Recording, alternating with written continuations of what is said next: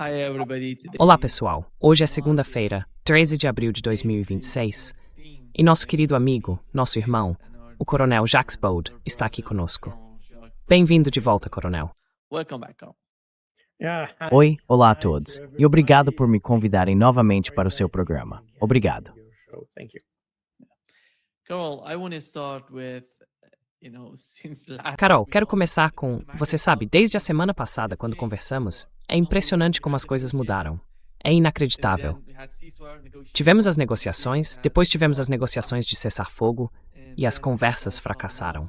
E agora temos Donald Trump anunciando que os Estados Unidos vão bloquear os navios que entram e saem dos portos iranianos. Hoje, 13 de abril, às 10 da manhã, horário do leste.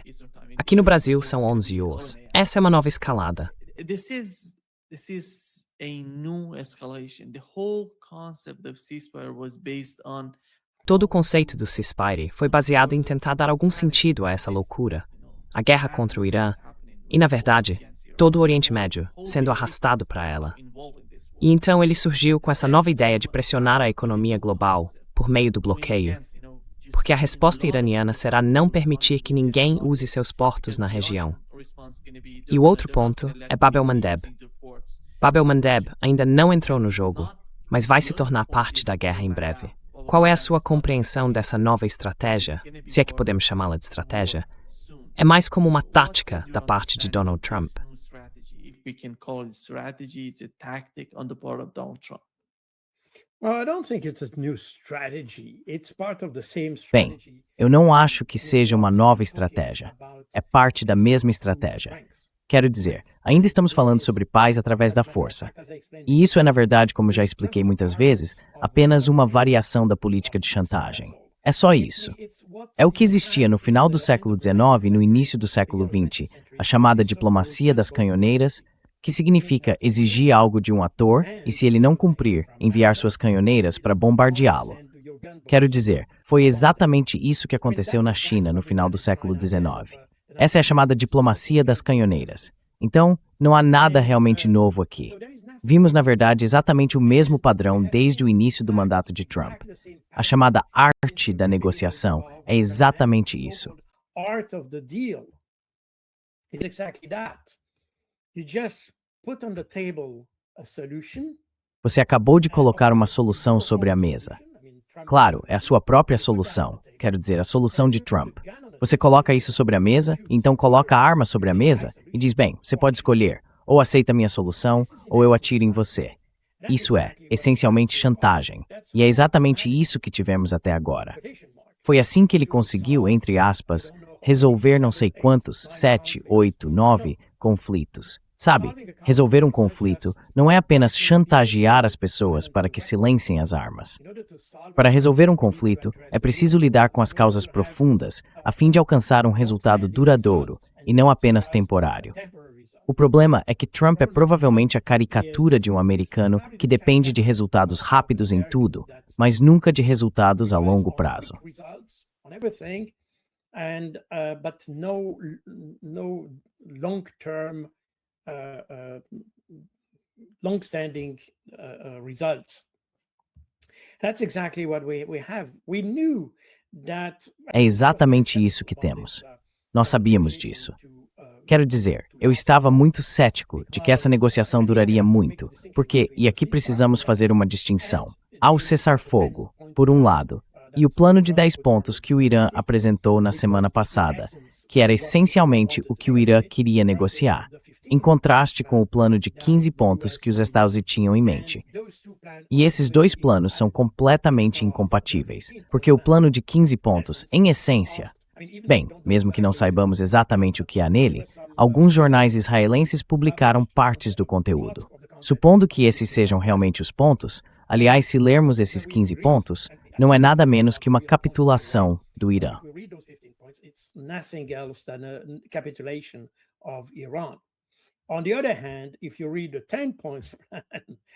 Por outro lado, se você ler os 10 pontos apresentados pelo Irã, é nada menos que uma capitulação dos Estados Unidos. Então sabíamos que esses dois planos eram completamente incompatíveis. Agora, O interessante é que o próprio Trump disse que a proposta iraniana era viável, ou seja, poderíamos usá-la como base para a discussão, o que, em essência, é um bom começo.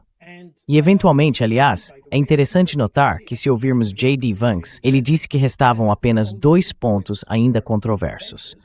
Um deles era a questão do conflito de Hormuz, o Estreito de Hormuz. Quero dizer, obviamente, quem controla o Estreito de Hormuz. Who has the control over the Strait of Hormuz, and for the Iranians, it's clear that it must be Iran. E para os iranianos é claro que deve ser o Irã. O segundo ponto era a questão nuclear. Aqui novamente temos os Estados Unidos querendo eliminar toda e qualquer capacidade nuclear do Irã, enquanto o Irã insiste em seu direito soberano de ter sua própria capacidade de refinar ou enriquecer urânio e de manter, é claro, algumas reservas civis de urânio ou instalações nucleares para fins civis. Na verdade, desde o início dos anos 1990, o Irã nunca se desviou disso. Precisamos ser claros quanto a isso. Portanto, a posição iraniana é muito sólida, a posição dos Estados Unidos é bem menos. Não é apenas movida pela arrogância, podemos dizer. Eles precisam manter a região sob controle. É só isso.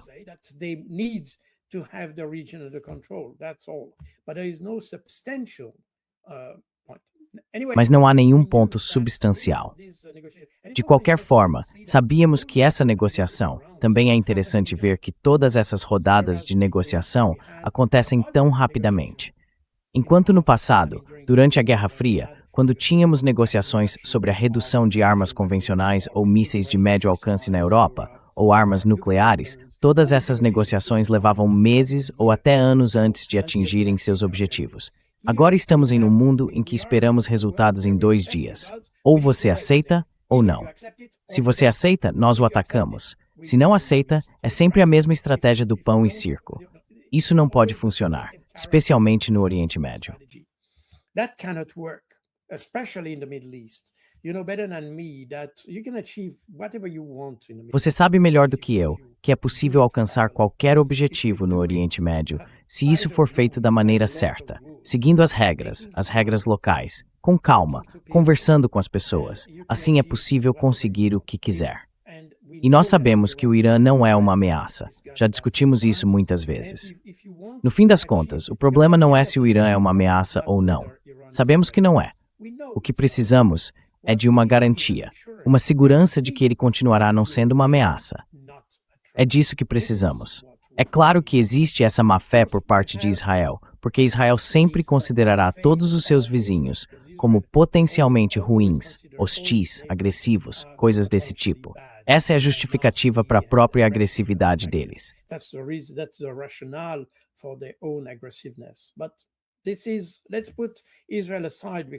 Mas vamos deixar Israel de lado, porque a negociação foi entre os Estados Unidos e o Irã.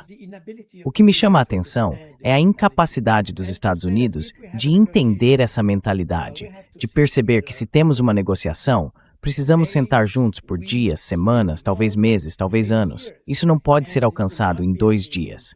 A expectativa de um resultado rápido, em um dia ou algo assim, é irrealista. Qualquer pessoa com o mínimo de conhecimento sobre o Oriente Médio sabe que isso não é possível, especialmente se você coloca pressão sobre as pessoas. Retire a pressão e você obterá resultados melhores. A diplomacia das canhoneiras não funciona no Oriente Médio, seja com o Irã ou com qualquer outro.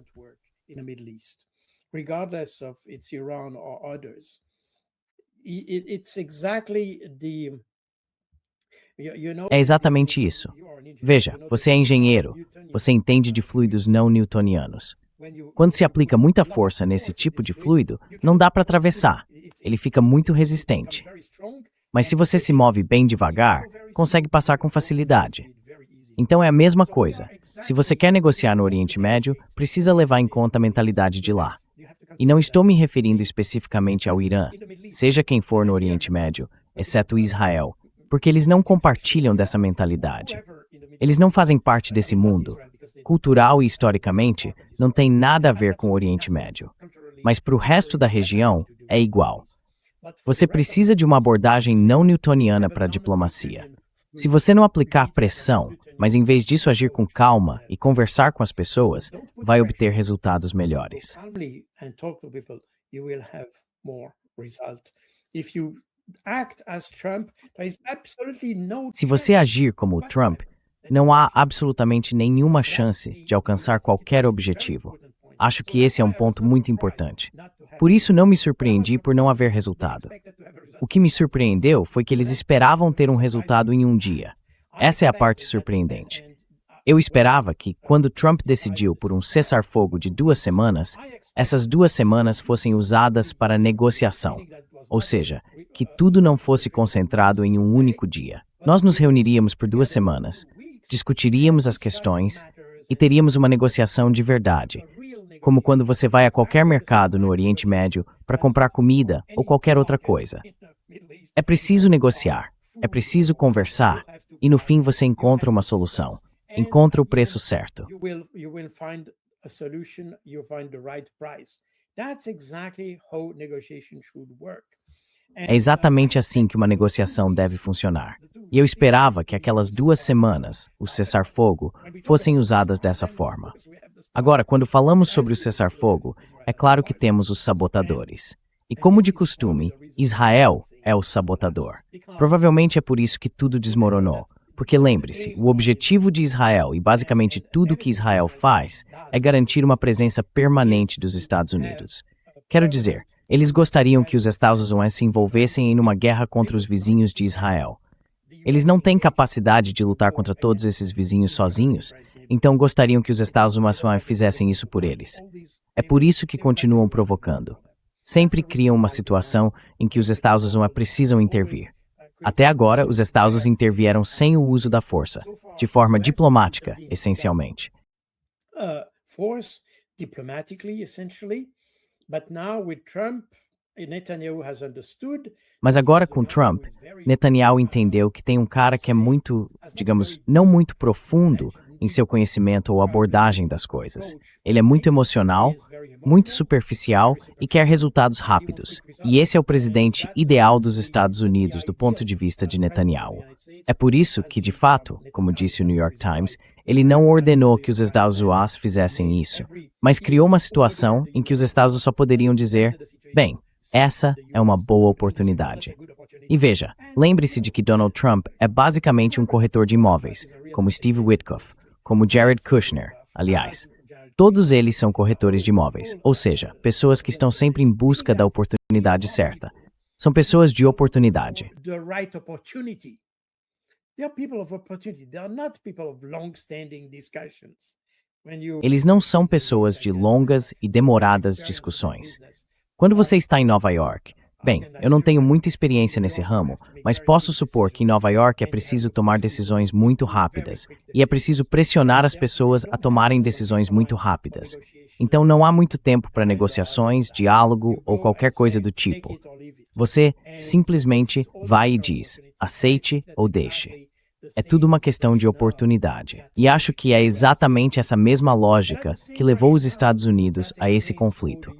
É a mesma lógica que explica por que os Estados Unidos são incapazes de conversar com os iranianos, ou com qualquer outra pessoa nesse caso. E é aí que estamos. Agora, isso é um pouco, como eu diria, não consigo encontrar a palavra agora. Tenho a palavra em alemão, mas não em inglês. I have the word in German, but not in English. But I was disappointed. Disappointment. Right? That's the word. Disappoint. Fiquei desapontado. Desapontado porque tínhamos, de ambos os lados, quero dizer, tanto o Irã quanto os Estados Unidos, essa ideia de que provavelmente seria uma boa ideia criar um ambiente positivo para o diálogo e, portanto, esse cessar-fogo. Agora, é claro, o problema é que Israel é um fator de perturbação aqui, no sentido de que não respeita o direito internacional. Eles não estavam realmente envolvidos na decisão de estabelecer o cessar-fogo, porque isso aparentemente havia sido discutido entre os Estados Unidos e o Paquistão. Também não tenho certeza se o Irã esteve muito envolvido na elaboração desse cessar-fogo. De qualquer forma, a ideia de que o Líbano deveria fazer parte do cessar-fogo faz sentido, porque no fim das contas, o objetivo era alcançar uma espécie de apaziguamento em toda a região, não apenas em áreas específicas.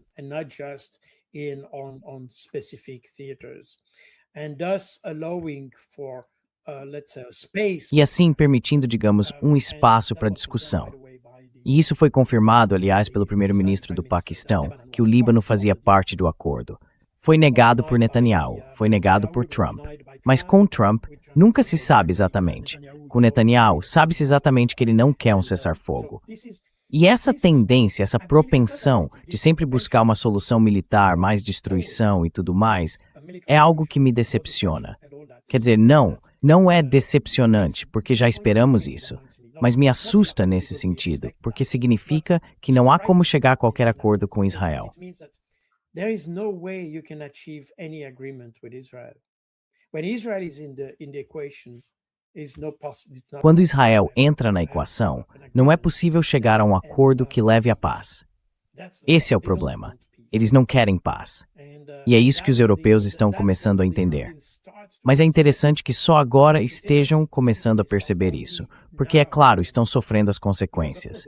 Isso tem impacto sobre o Estreito de Hormuz e tudo mais, e, portanto, os europeus estão começando a sentir os efeitos.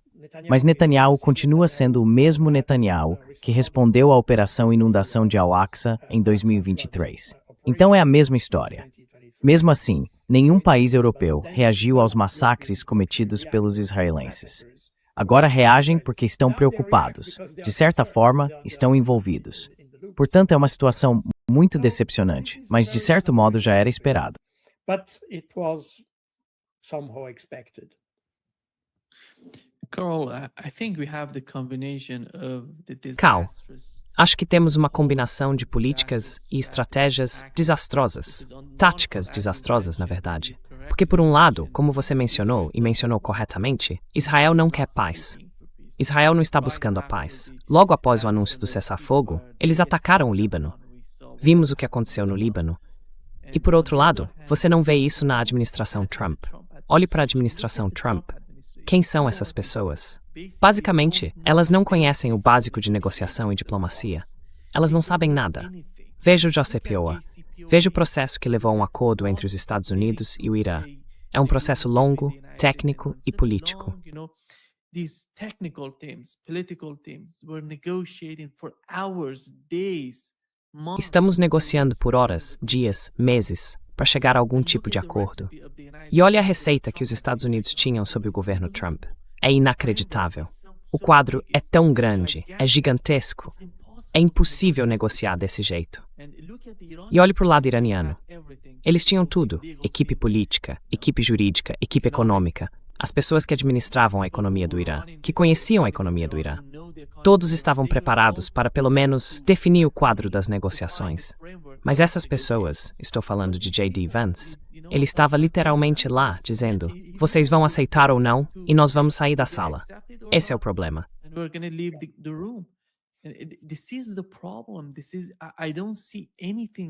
Eu não vejo nada de bom acontecendo com o passar do tempo. Acho que a Europa reconhece isso. Eles veem a guerra contra o Irã como um pântano e não querem se envolver nela.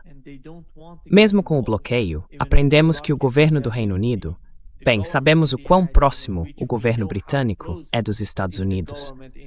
Eles são praticamente iguais quando se trata de política externa. E tivemos a Austrália dizendo que não vai fazer parte do bloqueio, que não vai fazer nada para ajudar os Estados Unidos. E o próprio Donald Trump.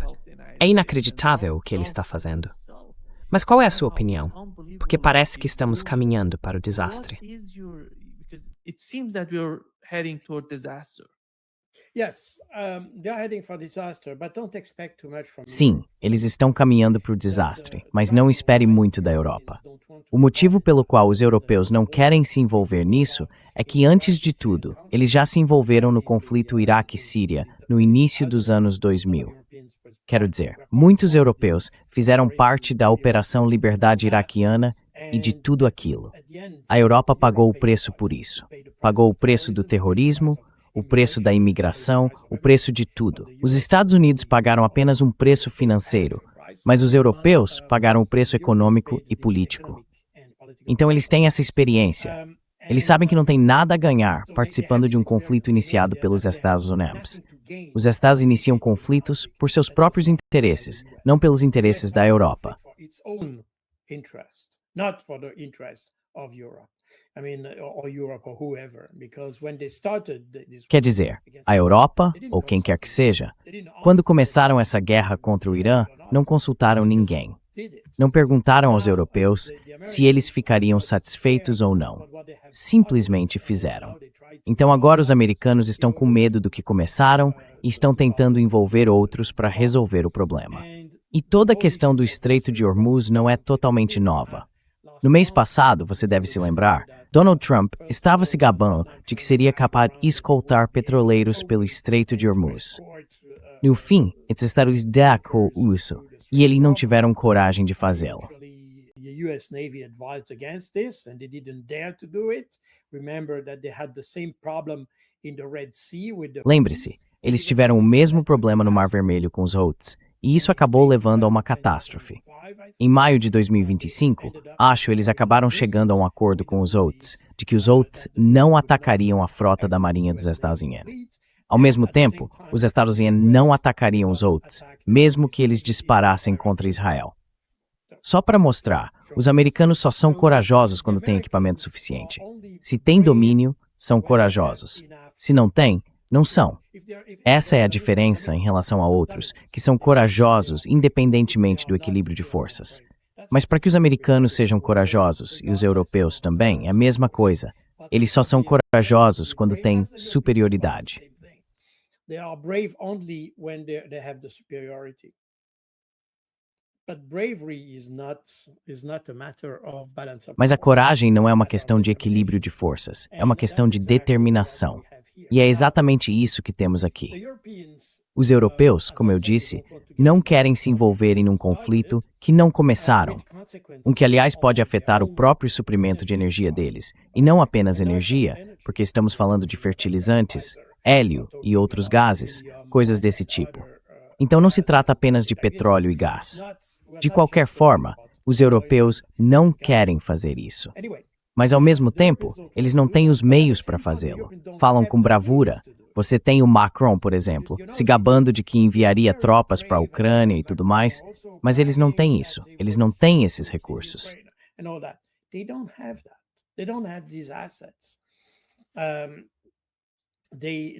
A frota deles não foi construída para esse tipo de conflito. Eles não têm capacidade, por exemplo, de escoltar petroleiros pelo Estreito de Hormuz ou manter o estreito aberto. Simplesmente não têm os meios para isso. Se você quer manter o estreito aberto, não se trata apenas de ter alguns navios no Golfo. Também é preciso ter controle sobre as costas do Irã. E as costas de Omã são provavelmente mais fáceis, de certo modo. Mas ainda assim, é necessário controlar o lado iraniano. Isso exigiria muitas tropas, e ninguém está disposto a fazer isso. Portanto, do ponto de vista militar, manter o Estreito de Hormuz aberto é uma questão muito mais complexa do que se imagina. Como resultado, os europeus não querem gastar toda a sua energia com isso.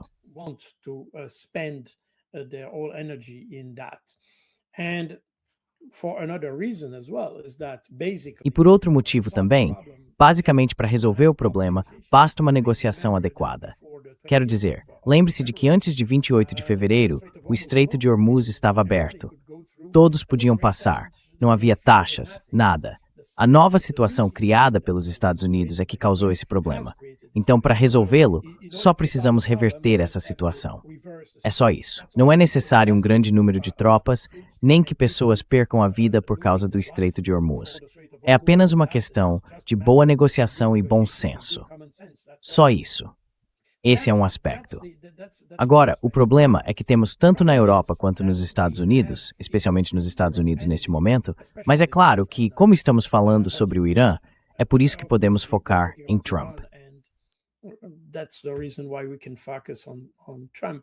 But if we talk about other theaters of war, Mas se falarmos de outros teatros de guerra, nomeadamente a Ucrânia, vemos o mesmo tipo de tomada de decisão na Europa. Ou seja, tanto na Europa quanto nos Estados Unidos, temos um sistema de decisão extremamente irracional, totalmente emocional. Não é realmente um processo, porque um processo significa que ao tomar uma decisão, você considera contribuições de diferentes lados, equilibra, avalia opções e assim por diante. Aparentemente, isso não aconteceu nos Estados Unidos em relação ao Irã.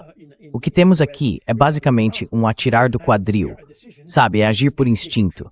E isso significa reagir instintivamente às coisas. Você não pensa no que está fazendo. Você simplesmente puxa o gatilho, ponto. About what you are doing. You just put, period. You think afterwards. That's exactly what we are witnessing. Você pensa depois. É exatamente isso que estamos testemunhando agora nos Estados Unidos. Trump é alguém que age por impulso.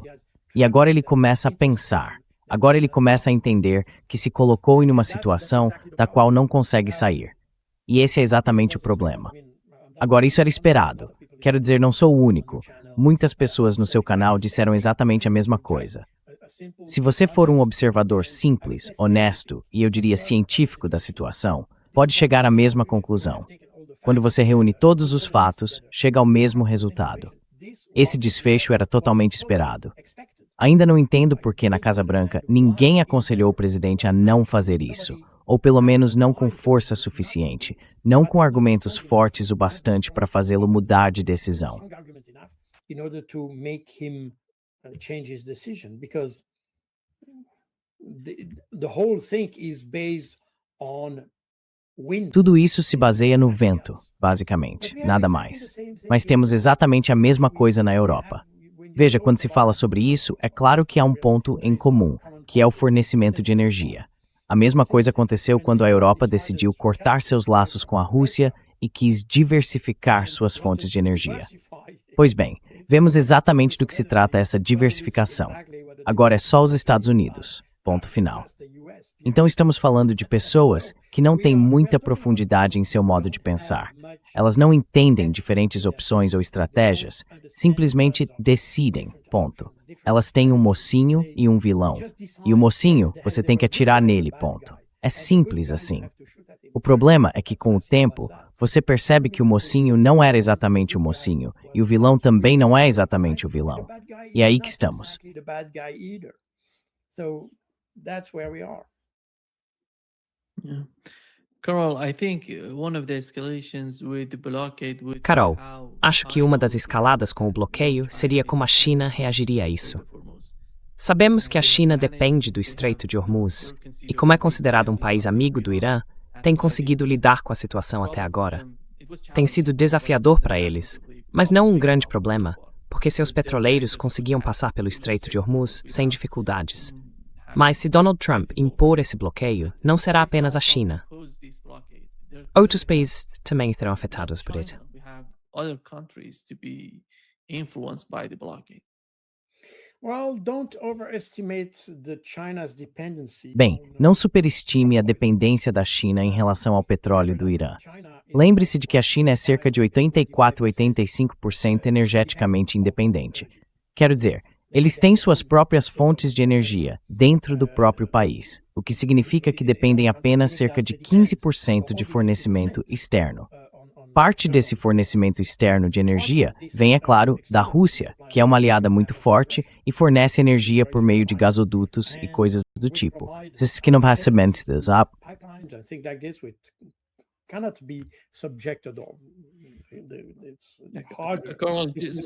Desculpe interromper. Eles também têm outras formas de se comunicar com os iranianos. Sim, eu sei. Eu entendo perfeitamente isso. Mas se você observar de onde eles recebem o petróleo e os produtos relacionados, bem, acho que eles dependem do Golfo em apenas cerca de 4% a 6%. Indiretamente, provavelmente um pouco mais, porque recebem um pouco de petróleo da Malásia e de lugares assim. Não sei se a Malásia revende o petróleo que recebe da região do Golfo, não tenho certeza. Mas de qualquer forma, a dependência da China em relação ao petróleo do Golfo, ou do Golfo Pérsico, é provavelmente cerca de 5 a 6%.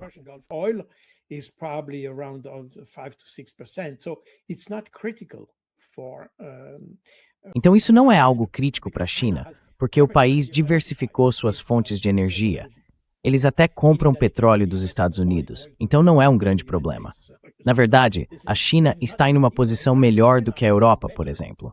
Além disso, como a China tem laços muito fortes com a Rússia, e a Rússia está logo ali ao lado, não há um problema geopolítico real, pelo menos por enquanto. Portanto, a China não é o país mais ameaçado aqui. Além disso, a China ainda pode ter alguma influência sobre os Estados Unidos.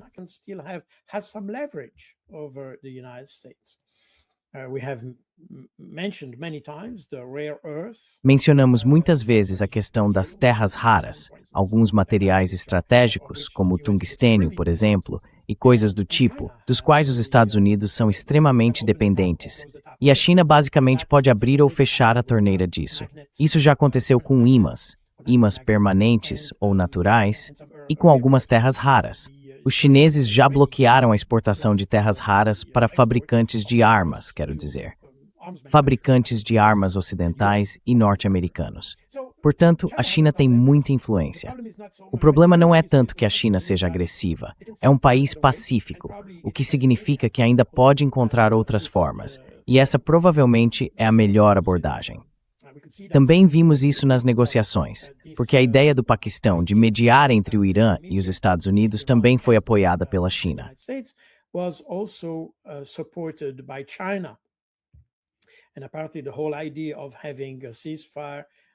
E ao que parece, toda a ideia de estabelecer um cessar-fogo também foi articulada entre a China e o Paquistão.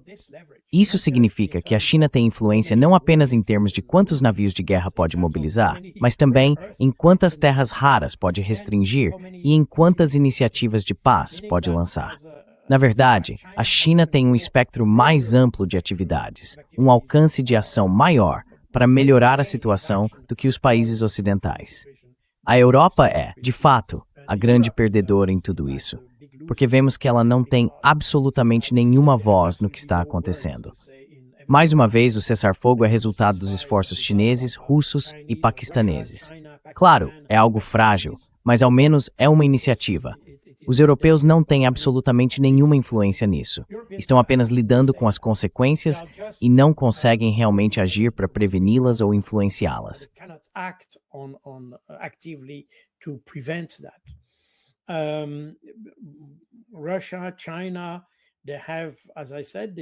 A Rússia e a China têm, como eu disse, esse tipo de diversificação de fornecimento, o que significa que são menos dependentes do que a Europa. A Europa está basicamente encurralada nessa situação, sem qualquer atividade diplomática a respeito, sem credibilidade no Oriente Médio, absolutamente sem influência sobre Israel. Tentaram fazer algo, como a Espanha, impedir a entrega de armas ou munições a Israel e coisas do tipo, mas é um gesto político sem consequência real no terreno. Ainda assim, demonstra uma posição política, o que já é importante, mas não tem impacto real sobre toda a situação. Portanto, a Europa está basicamente completamente isolada nesse aspecto.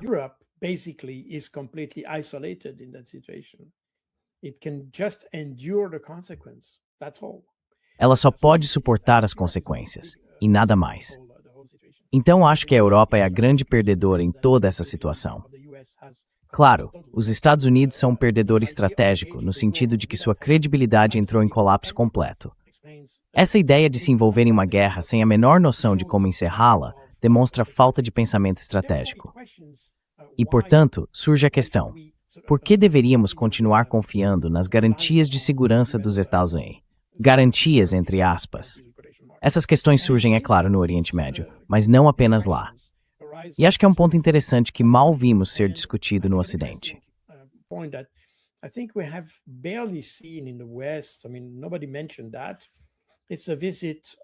Quer dizer, ninguém mencionou isso. Foi uma visita do líder da oposição taiwanesa, o Kuomintang. Esse é um partido que defende uma reaproximação entre Taiwan e a China. O líder desse partido fez uma visita oficial à China continental. O motivo pelo qual menciono isso é que uma das ideias discutidas em torno dessa visita, que parece estar ganhando importância em Taiwan, é se os Estados Unidos são um parceiro confiável em termos de segurança. Porque eles estão muito presentes quando se trata de criar um ambiente político desfavorável que piora as coisas.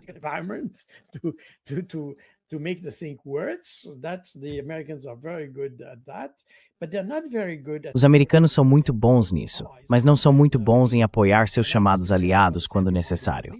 Isso ficou exemplificado no Oriente Médio, onde todos dependiam da presença dos Estados Unidos. E, na verdade, eles não fizeram nada. As soluções de alta tecnologia que possuíam, como o sistema THAAD e o Patriot, tornaram-se ineficazes em poucas horas após o início do conflito. E cinema impressionante foi os Estados Unidos que não retribuiu dos sistemas THAAD da Coreia do Sul para levá-lo ao Oriente Médio a fim de proteger Israel. Existe um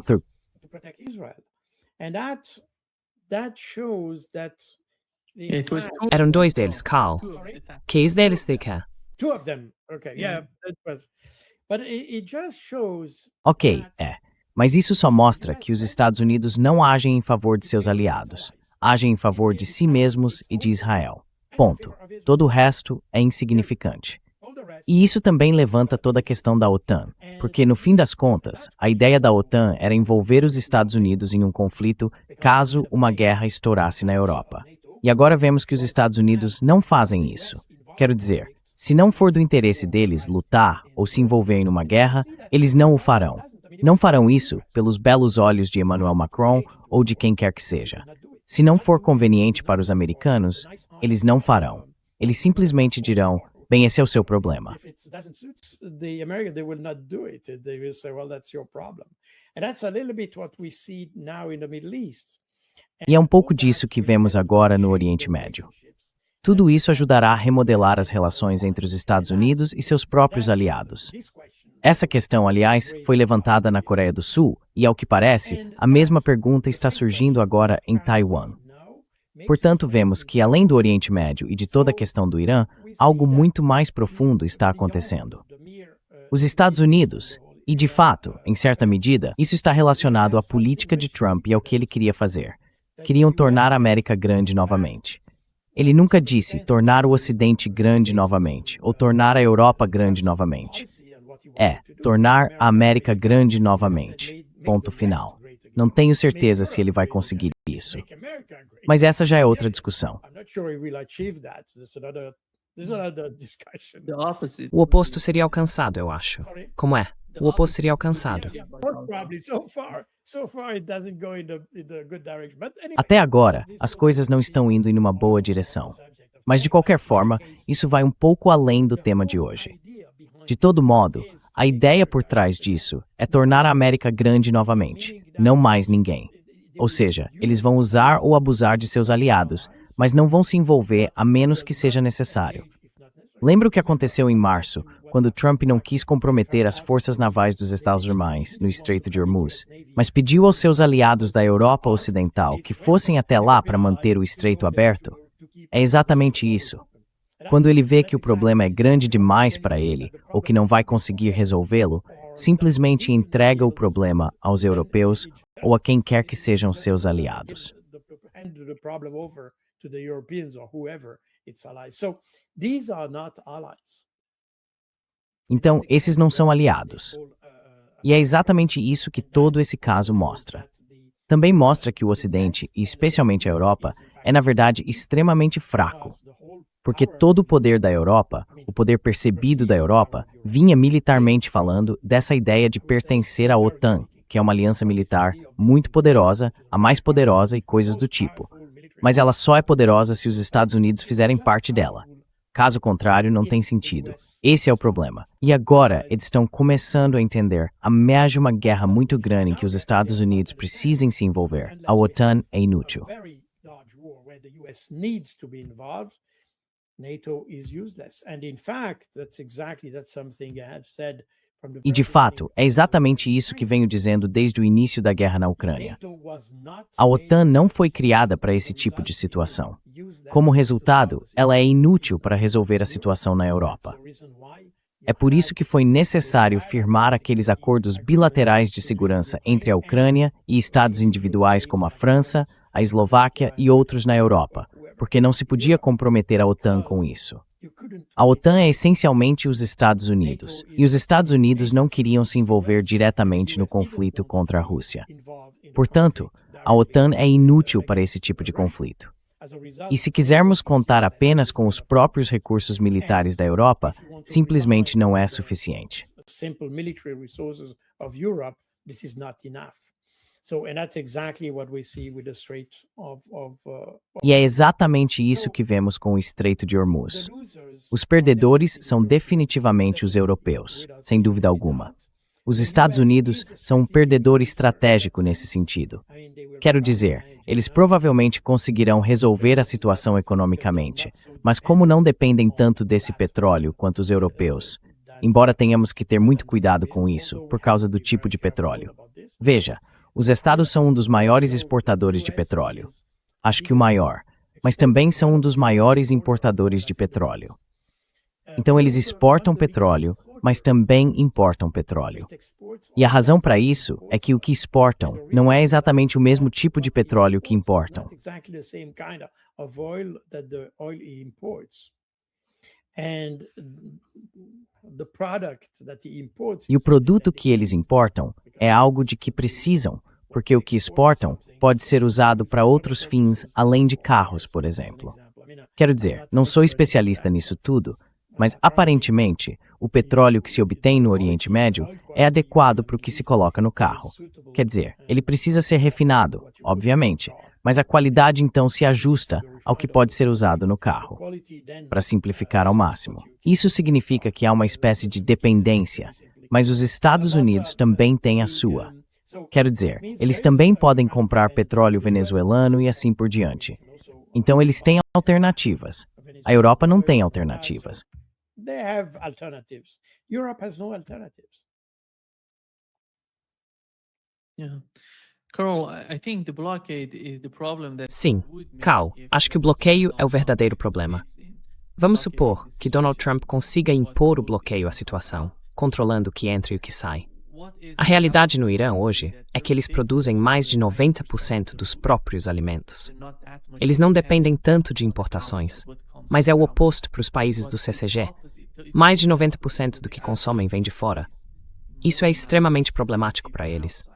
Você se lembra, antes de anunciar o cessar-fogo, Donald Trump literalmente disse: "Obrigado a todos esses estados árabes, países do CCG, por nos ajudarem nesta guerra." E isso é uma novidade. Eu acho, porque o Wall Street Journal acabou de noticiar que os países da região estão correndo para trazer os Estados Unidos e o Irã de volta à mesa de negociações.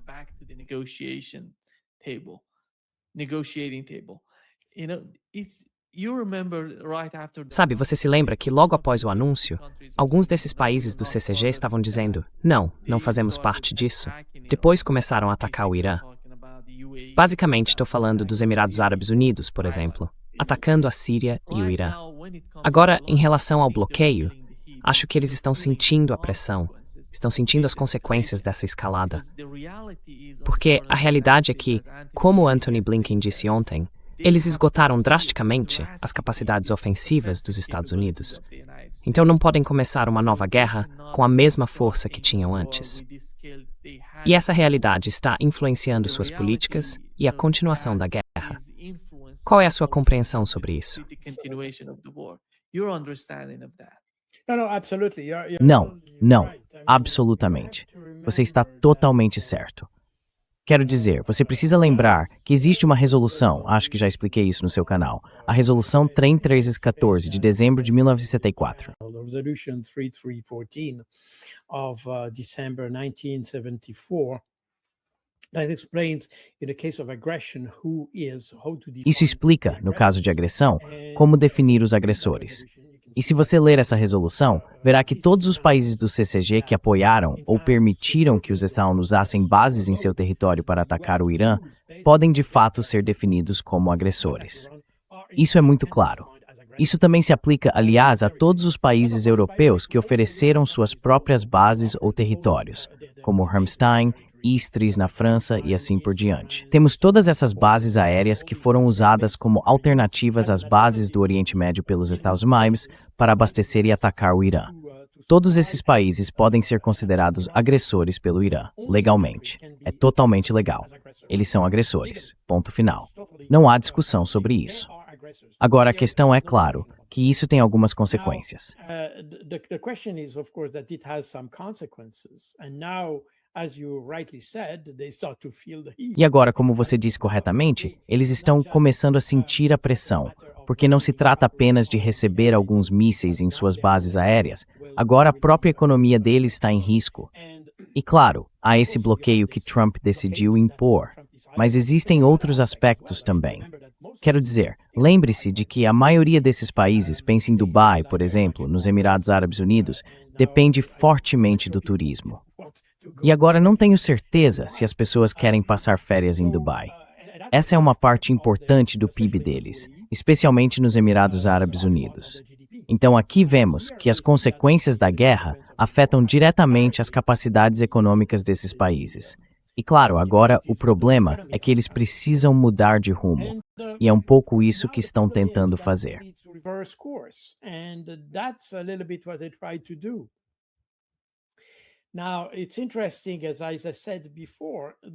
Agora é interessante, como eu disse antes, o que você disse está perfeitamente certo. Esse bloqueio do Estreito de Hormuz afetaria não apenas o Irã, mas também os próprios aliados dos Estados-Emas. E isso mostra exatamente o problema. Os Estados-Emas fazem o que lhes convém. Eles não fazem o que convém aos seus aliados. Eles não estão lutando por seus aliados. Estão lutando por si mesmos, independentemente de ser racional ou não. É simplesmente um fato que decidiram assim e querem fazer isso. E o resto tem que pagar o preço. Eles não se importam nem um pouco. Então, como você disse, o restante dos países do Oriente Médio pagará um preço alto por isso. Lembre-se de quando os estadunidenses começaram a atacar, acho que foram os estados que atacaram, a estação de dessalinização. Foi um ataque israelense-americano. Descobrimos isso mais tarde. Exatamente. Exactly. But you see, if you look at Mas veja, se você observar a importância das instalações de dessalinização, o Irã depende de apenas cerca de 2% de sua água proveniente da dessalinização. Mas se você olhar do outro lado do Golfo Pérsico e atingir uma instalação de dessalinização na Arábia Saudita, todos esses países do CCG dependem de 90 a 95% de sua água da dessalinização. Isso significa que o impacto de tais ataques seria devastador para eles, enquanto para o Irã teria apenas um efeito marginal. Além disso, temos exatamente a mesma situação com o Irã que tivemos com a Rússia quando aquelas sanções massivas foram impostas em 2022. O fato é que esses países já passaram e ainda estão sob sanções há décadas. Eles ajustaram seu comportamento econômico, quero dizer, no sentido de que encontraram maneiras de contornar essas sanções de alguma forma, ou pelo menos de conviver com elas.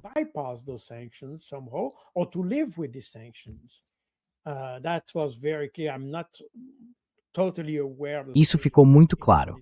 Eu não estou totalmente a par da situação no Irã em si. Se você olhar para a Rússia, por exemplo, antes das sanções, a Rússia era uma importadora líquida de trigo. E hoje a Rússia é uma exportadora líquida, provavelmente uma das maiores exportadoras do mundo, porque, uma vez sob sanções, eles tiveram que encontrar uma solução. O que não podiam importar, tiveram que produzir por conta própria. Isso também é verdade com batatas, por exemplo. Foi o mesmo com maçãs, peras e queijos. Como não podiam importá-los, os russos começaram a produzi-los. Contrataram pessoas da Suíça, da França e assim por diante para fabricar aqueles queijos que normalmente eram feitos na França ou na Suíça. Agora eles os produzem diretamente na Rússia.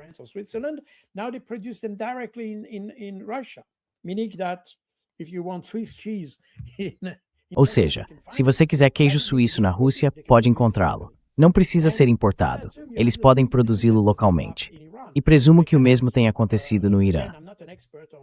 Novamente, não sou especialista em agricultura nem nada disso, então não sei exatamente o que o Irã fez nessa área, mas é possível perceber isso no nível tecnológico.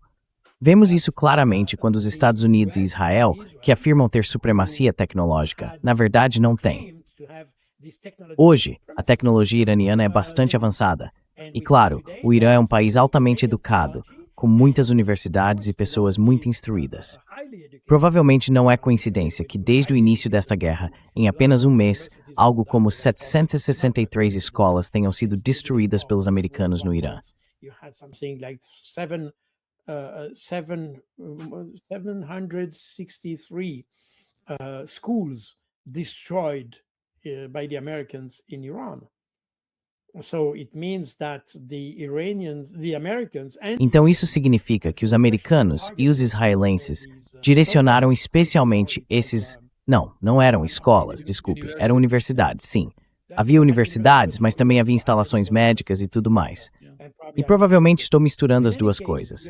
De qualquer forma, há um número muito grande dessas instituições que foram alvo dos americanos, porque a força do Irã está em sua capacidade de formar engenheiros.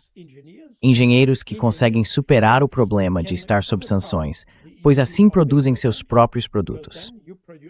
Isso é muito verdadeiro no nível tecnológico e também é muito verdadeiro no nível militar. level. That's very true at military level.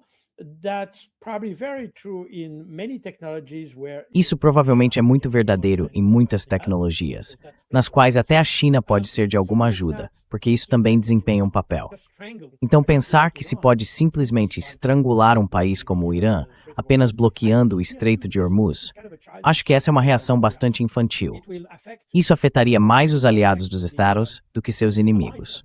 Como resultado, enfraqueceria os Estados Unidos estrategicamente. É por isso que digo que os Estados Unidos provavelmente não serão enfraquecidos fisicamente. Suas armas podem se esgotar e tudo mais, mas não serão enfraquecidos fisicamente. Serão enfraquecidos estrategicamente, porque perderam sua credibilidade, sua capacidade de oferecer respostas aos problemas. its ability to be an answer to problems. And we see that we have also E vemos que também temos, e você mencionou isso logo no começo, que quando temos uma negociação e olhamos para as equipes envolvidas, percebemos que, basicamente, quando há corretores de imóveis discutindo com diplomatas experientes, com pessoas muito mais acostumadas à arte da negociação do que aquelas do lado iraniano, não há equilíbrio algum. Não é surpresa. Os outros serão melhores. Não é uma questão de opinião, simplesmente não dá para fazer isso com amadores. E aqui nos Estados Unidos, e é interessante, aliás, você tem sempre o mesmo casal, o casal Witkoff-Kushner, para tudo. Eles falam sobre a Palestina, falam sobre a Ucrânia, falam sobre tudo. Então, sabe, esses homens são generalistas, eles fazem de tudo. O problema é que quando você faz de tudo, acaba não fazendo nada. problem is when you do everything, you do nothing. And that's exactly what we have here. And E é exatamente isso que temos aqui. Isso mostra o quão amadora é toda essa aventura entre os Estados Unidos e o Irã. E também levanta questões sobre a qualidade da liderança. Isso faz parte do problema de credibilidade também. Como confiar em um país que toma decisões tão tolas? Se você tem um aliado, quer um que seja confiável, um aliado capaz de tomar boas decisões e cumprir sua missão sem causar mais danos. Aqui temos o oposto. Os Estados Unidos criam um problema e então a solução acaba sendo ainda pior do que o problema original. Estamos, portanto, em um tipo de círculo vicioso e isso não é bom para a credibilidade dos Estados Unidos. Na minha opinião, eles já perderam isso no nível estratégico. the United States has already lost that at strategic level, in my view. But Yeah. Thank you. Obrigado, Carl. Muito obrigado. So much. that As was my always. Muito obrigado e até breve, Carl. See you soon, Carl.